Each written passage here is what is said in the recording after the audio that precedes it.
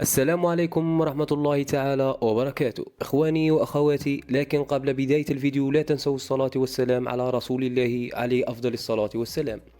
إذا مرحبا بكم في هذا الفيديو الجديد، والذي من خلاله سأشارككم آخر أخبار المنتخب الجزائري. فإذا كنتم تشاهدون لأول مرة لا تنسوا الاشتراك في القناة وتفعيل زر الجرس. نبدأ أعزائي الكرام بأول خبر يتعلق بلاعبين المحترفين خاصة بالدوري الفرنسي، وهذا من بوابة نادي ليل.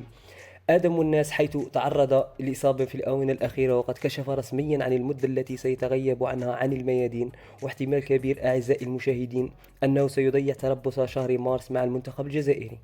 فهو لاعب مهم في تشكيلة المنتخب الجزائري، ولكن المدة التي سيغيب عنها ستكون عبارة عن شهرين، ولكن على كل حال نتمنى له الشفاء العاجل والعودة القوية والسريعة للميادين. بالنسبة للخبر الموالي أعزائي الكرام، كشفت ليكيب الفرنسية أن اللاعب أندي ديلور رسميا سينتقل إلى نادي نونت. الصفقة تمت، المهاجم سيوقع مع النادي لمدة 3 سنوات بقيمة 7 ملايين يورو. فنادي نونت ينتظر فقط قدومه. بالنسبة لي كنت أفضل بقائه في نادي نينس، لأن هذا الأخير راه متفوق على نادي نونت وبالأرقام، وخصوصا في ترتيب الدوري الفرنسي. ولكن من ناحية أنه راح يفوز بمكانة أساسية وما تكونش هناك مشاكل، فهي صفقة جيدة لهذا اللاعب وكذلك مفيدة للمنتخب الجزائري. فنتمنى له كل التوفيق وندعمه في مغامرته الجديدة. بالنسبة للخبر الموالي أعزائي الكرام، عندنا بشرى سارة من الاتحاد الإفريقي بخصوص كأس إفريقيا سنة 2025.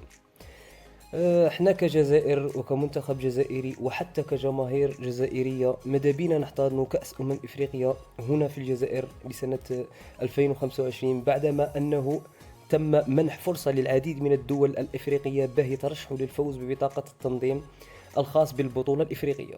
وطبعا كشفت لنا تقارير مؤخرا، يعني بعدما كان مقرر في العاصمة المغربية الرباط أنه سيتم الإفصال عن اسم البلد الذي سينظم بطولة كأس إفريقيا، وأنه سيكون في العاصمة المصرية القاهرة وليس في المغرب. طبعا نقطة مفيدة، لأنه ما راناش حابين تكون هناك كولسة بل شفافية في الموضوع.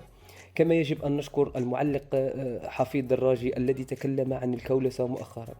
في الشعب راه متفطن وعارفين باللي هناك كواليس كثيرة في كرة القدم خاصة في إفريقيا. فلهذا باتريس موتسيبي متشدد ودائما يقول بأنه راح تكون الشفافية، وإحنا نتمنى أنه راح تكون الشفافية من طرف الاتحاد الإفريقي لكرة القدم. وإذا كانت هناك شفافية فالجزائر الأولى بأن تكون البلد المنظم للحدث الكروي الإفريقي لسنة 2025.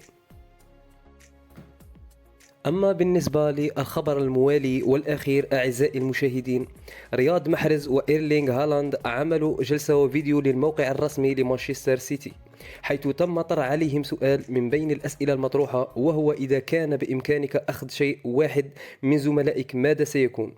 رياض محرز صرح قائلا سأخذ قوتك وعزيمتك. أما بالنسبة لهالاند صرح قائلا سأخذ لمستك الأولى، أي ترويض الكرة.